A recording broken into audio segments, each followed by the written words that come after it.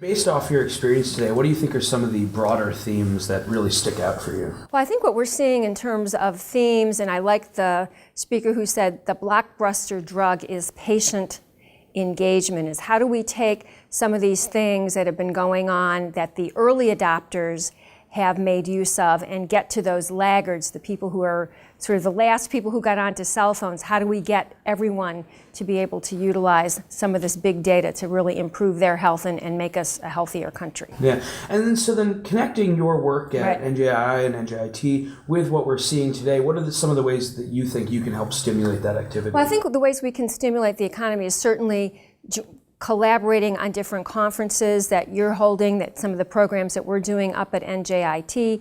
We have a healthcare IT cluster cohort where some of our companies are here where they have some level of market traction. We're able to help give them some additional services to get them to that next level of revenue growth, which really feeds off of companies who are in the Tiger Labs accelerating and kind of feed through in an overall growth development program. Yeah, for sure. And then I guess the last question, how do you see things developing, in the past year and then the years going forward? What are some of the biggest trends you see happening across New Jersey with respect to economic development, startups, healthcare? A lot of broad buckets here, but what are some? Sure. What's the one thing that's? So I think sometimes people think like everything great is going on outside of New Jersey, and we just kind of need to tell our story better because there's been a lot of activity going on with all of the incubators, all the accelerator programs here within the state. We've got some very supportive programs from the New Jersey Economic Development Authority, the Angel Investor Tax Credit, the Net Operating Loss. So there are opportunities and resources for startups to grow their businesses, and I just see